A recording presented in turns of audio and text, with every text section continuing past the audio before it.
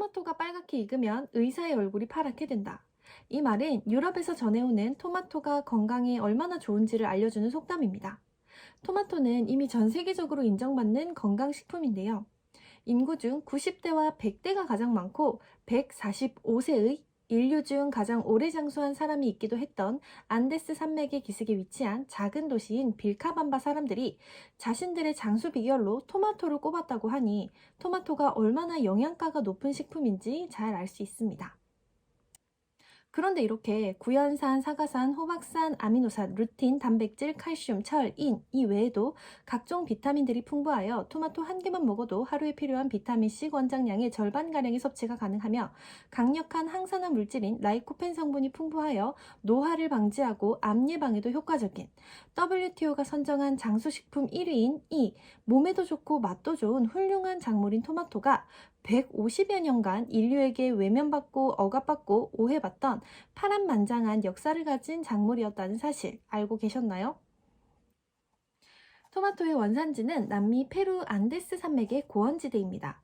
이곳에서 피라미드, 식인, 태양의 돌 등으로 유명한 문명인 아즈텍인들에 의해서 재배되었다고 전해집니다. 당시 아즈텍인들은 늑대가 먹는 모습을 자주 보았던지 이 토마토를 늑대의 과일이라는 뜻의 토마틀이라고 불렀습니다. 이 토마토는 콜럼버스의 신대륙 발견 후에 스페인 탐험가 코르테스가 아즈텍인들이 재배하던 작은 노란 토마토 씨를 유럽으로 가져간 것을 계기로 퍼져나가게 되었습니다. 노란 토마토. 초기의 토마토는 지금의 붉은색이 아닌 노란색의 열매였다고 합니다.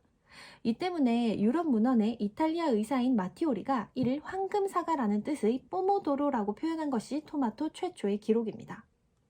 지금이야 이탈리아 국기의 3색인 녹색, 흰색, 빨간색이 각각 바질, 모짜렐라 치즈, 토마토라는 우스갯소리가 있을 정도로 이탈리아 요리를 비롯해 동서양을 막론하고 다양한 요리에도 쓰이고 있지만 처음 유럽에 전해진 토마토는 정원이나 방을 예쁘게 꾸미는 관상용으로만 사용되었다고 합니다. 처음 신대륙을 발견한 유럽인들은 수풀이 우거진 이 남미를 성경에 나오는 에덴 동산이라고 생각하게 됐고 이곳에서 탐스럽게 자라고 있는 처음 보는 낯선 붉은 열매인 토마토가 이브가 악마의 유혹에 빠져서 먹었다는 선악과일지도 모른다고 생각하게 됩니다.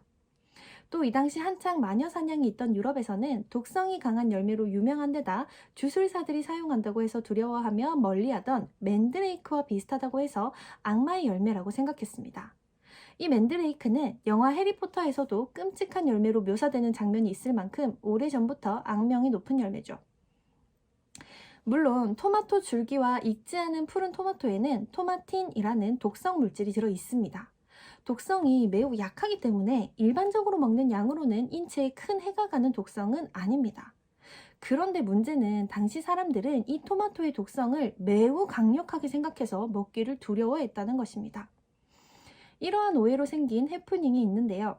바로 미국 독립전쟁 때 영국군이 독립군의 지도자이자 미국의 초대 대통령인 조지 워싱턴 장군을 독살하기 위해 혀끝에 스치기만 해도 죽는다는 무시무시한 독이 든 열매라고 믿어 의심치 않았던 이 토마토를 조지 워싱턴이 사용할 접시에 발라 독살을 꾸몄다는 소문이 있죠. 당연히 조지 워싱턴은 죽지 않았고 죽기는커녕 맛있게 식사하는 모습을 지켜보았을 영국군들의 표정 굉장히 볼만했겠네요. 이러한 토마토에 대한 오해를 풀어준 것은 로버트 존슨이라는 미군 대령의 먹방 덕분인데요. 1820년 9월 26일 뉴저지주 셀론 재판소 앞에서 원예학회 회장으로 식물에 대해 박식했던 그는 이 토마토는 먹으면 죽는 독이 든 열매가 아닌 식용이 가능한 열매입니다. 라며 자신이 이것을 먹어서 증명해 보이겠다고 사람들을 모으기 시작합니다. 그러자 사람들은 이 불쌍하고 어리석은 군인의 죽음을 보기 위해 모이기 시작합니다. 그 당시 지역에서 유명한 의사였던 미터 박사는 존슨의 즉사를 장담하기도 했다고 합니다.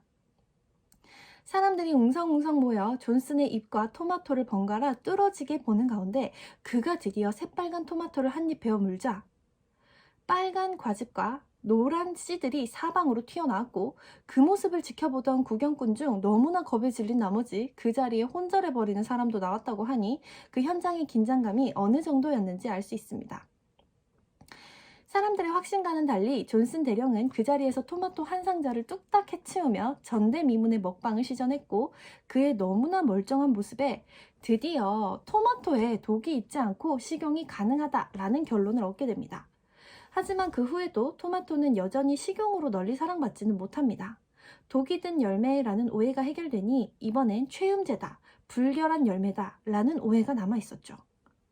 독이 든 열매에서 최음제가 된 이유로 꼽히는 일화는, 여행 중이던 한 프랑스인이 처음으로 토마토 요리를 먹게 됐는데 너무나 맛있었던 나머지 이탈리아 주방장에게 어떻게 만든 음식이냐고 물었고, 이 주방장이 불어로 폼 디 모스, 무어인을 사과로 만들었다고 대답했다고 합니다. 근데 이것을 이 프랑스인이 폼 데 무어, 사랑의 사과로 잘못 알아듣게 되었고, 그 뒤에 정력에 좋다, 최음 성분이 있다 라는 오해가 생기게 되었다고 합니다. 그래서 영국에서는 이 토마토를 러브 애플이라고 부르고, 미국에서는 늑대와 같은 정력이 생긴다라는 의미로 울프 애플이라고 불리게 됩니다. 이러한 이유로 특히 금욕과 절제를 중요시 여겼던 종교인 청교도의 지도자 크로멜이 토마토를 불경한 최음식물이라며 재배를 금지시키기까지 하며 토마토에 대한 오해를 기정사실화시켜 나갑니다. 그런데 토마토의 라이코펜 성분이 전립선암을 예방하는 등 전립선 건강에 도움을 준다고 하니 아주 틀린 말이라고 할 수는 없을 것 같죠? 이처럼 수많은 억측과 오해 속에서 천대받던 토마토는 유럽 대륙에 처음 소개된 지 150여 년이 지나서야 몸에도 좋고 맛도 좋은 식품으로 인정받게 되었습니다. 이렇게 눈물 없인 들을 수 없는 토마토의 파란만장한 스토리에서 생겨난 효과도 있는데요. 바로 실제로는 아무런 문제가 없는데도 불구하고 근거 없는 추측이나 편견에 휘둘려 무조건 멀리하려는 행동을 뜻하는 토마토 효과입니다. 자, 이제 작물계의 트러블 메이커 우리 토마토는 다시 한번 구설수에 휘말리게 됩니다. 바로 이 친구의 정체가 채소냐 과일이냐는 문제로 말이죠. 채소인지 과일인지가 재판을 할 정도로 중요했을까요? 중요해진 시점이 있습니다. 1883년 미국에 개정된 관세법은 수입하는 과일에는 관세를 매기지 않는다는 법이 있었다고 합니다. 반면에 수입하는 채소에는 10%의 관세를 매겼죠.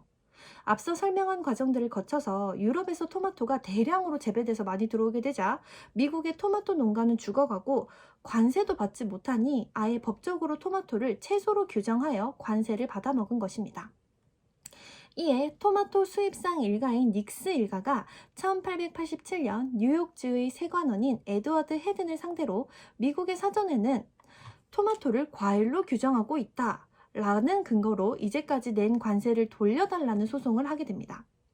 치열한 공방전을 끝으로 연방 대법원에서는 토마토를 채소로 판결함으로써 닉스 일가는 패소하게 됩니다. 고심 끝에 토마토를 채소로 규정한 근거는 바로 토마토는 디저트로 먹지 않는다 라는 것이었습니다. 일반적으로 새콤달콤한 맛으로 식사 후 디저트로 먹는 과일들과 달리 토마토는 대부분 요리의 재료로 쓰이지 토마토 케이크, 토마토 맛 쿠키, 토마토 맛 마카롱 등의 디저트의 형식으로는 쓰이지 않는다는 논리였죠. 이때 이러한 논리로 가지, 오이, 호박 등이 법적인 채소가 됩니다. 미국에서 재판까지 거쳐서 채소로 판결이 났지만 그 후에도 나라별로 기관별로 토마토의 분류 기준이 조금씩 다릅니다. 채소냐 과일이냐는 딱 정의되어 있기보다는 사용되는 용도에 따라 관습적이고 경제적으로 구분한다고 생각하시면 되는데요. 이 채소의 특징도 과일의 특징도 모두 가지고 있는 애매한 작물인 토마토를 일본은 일반적으로 채소류로 규정했다고 합니다. 반면에 영국과 프랑스, 대만에서는 토마토를 과일로 분류합니다. 우리나라에서는 농촌진흥청에 따르면 가장 기본적이고 일반적인 구분으로 땅에서 넝쿨을 이루며 자라는 초본성 작물은 채소로 규정하고 나무에서 자라는 목본성 작물은 과일로 구분하고 있습니다. 여기서 초본성 작물이라는 것은 식물 중에 풀에 해당하는 것으로 목질이 아닌 줄기가 연하고 봄에 심고 가을이면 죽는 한해살이를 말하는 것이고, 목본성이란 이와 반대되는 다년생 나무를 말하는 것입니다. 이 기준으로 땅 가까이에서 넝쿨을 이루며 자라는 딸기, 수박, 참외, 토마토 등은 채소, 나무에 매달려 자라는 사과, 대추, 복숭아 등은 과일이 되는 것이죠. 그런데 또 여기서 예외적으로 나무에서 자라는 산딸기는 딸기지만 과일이 되고, 나무에서 나온 것처럼 보이는 이 가지는 실제로 나무가 아닌 덩굴이 나무화된 것이기 때문에 덩굴에서 자라는 열매, 즉 채소로 구분해야 합니다. 자, 이쯤 되면 채소인지 과일인지 무엇이 중요한디 하면서 그냥 먹고 싶다라는 생각이 드시죠? 그래서 아주 융통성 있게 과일과 채소의 특성을 모두 지닌 애매한 이런 작물들을 우리는 과채류라고 부를 수도 있습니다. 이 토마토를 이용한 식품 중 가장 우리에게도 친숙한 형태는 이 케첩이겠죠. 특히나 이 케찹은 가장 미국적인 소스라고도 할 수 있을 정도로 미국의 정서가 담긴 대표적인 음식인 햄버거, 감자튀김, 핫도그 등에 빠질 수 없고 미국의 가정 97%에 이 케첩이 있을 정도라고 하니 미국인의 케첩 사랑이 어느 정도인지 이해가 되시죠? 토마토로 만들어서 새콤달콤 짭조름의 음식의 맛을 돋궈주는 이 케찹. 사실은 이 케찹도 오늘날의 토마토 케찹이 되기 전에는 반전 과거가 있었으니 바로 케첩이 원래는 생선 젓갈이었다는 것입니다. 그것도 미국을 포함한 서양도 아닌 아시아, 중국 푸젠성, 광둥성 및 동남아 지역에서 만들어진 생선 젓갈이 케첩이었다고 하니 놀라운 사실이죠. 케첩이라는 어원에 대해서 가장 일반적인 학설은 타이완의 원주민과 중국 푸젠성에서 쓰이는 사투리인 코에찹에서 따왔다는 설입니다. 이 코에찹은 보거나 연어 등 생선 젓갈을 뜻하는 규즙으로 타이완 사투리로는 이 규즙의 발음이 규는 코에, 즙은 치압이라고 발음된다고 합니다. 그래서 지금의 케찹이 된 거죠. 코에찹, 케찹. 생선 젓갈, 생선 소스였던 이 케찹은 후에 17세기 네덜란드와 영국의 선원들에 의해서 유럽으로 건너가 영국 부유층들에 의해 호두와 버섯 등의 첨가물을 넣어서 업그레이드 되게 됩니다. 그리고 또 후에 미국으로 건너간 영국인들이 영국식 이 케첩에 버섯 대신에 토마토를 넣어서 만들기 시작하면서 비로소 우리에게 익숙한 그 토마토 케첩이 되었습니다. 그 후 1872년 미국의 식품회사인 H.J. 하인즈에서 토마토 케첩을 만들어 팔기 시작하면서 전 세계에 알려지게 됩니다. 하지만 아직 끝이 아니니 케첩이 이렇게 소스로 사랑받기 전에 최초의 서양에서 발명되어 병에 담겨 진열된 곳은 마켓이 아니라 약국이었다고 합니다.